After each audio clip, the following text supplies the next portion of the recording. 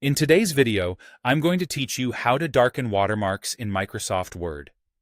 If you've ever added a watermark and it looked too light or washed out, especially when you're using a logo or a photo, this quick adjustment will help you make it more visible without replacing the watermark.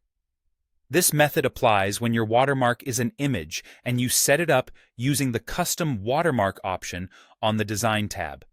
That path opens a specific window in Word called the Printed Watermark dialog, and that's exactly where the control you need lives. Here's the idea.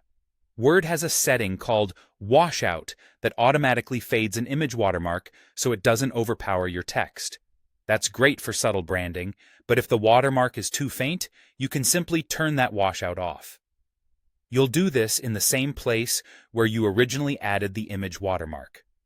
Open the Custom Watermark menu on the Design tab to bring up the Printed Watermark dialog. In that window, look for the Washout option. If it's checked, the image is being intentionally faded. Uncheck the Washout box. As soon as you do, the image becomes less transparent and more solid, making it much easier to see on the page. You're not altering the image file itself, just how Word renders it behind your content. Confirm the change, then glance at your document to see the updated result. A couple of helpful notes as you review the outcome. Darkening a watermark can improve legibility, especially for intricate logos or small marks, but it also increases contrast with the text on top. If you notice the watermark competing with your content, you can always return to the same dialog and turn washout back on to restore a lighter look.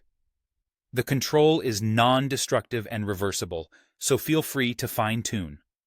This setting is specific to image-based watermarks inserted through the Custom Watermark menu.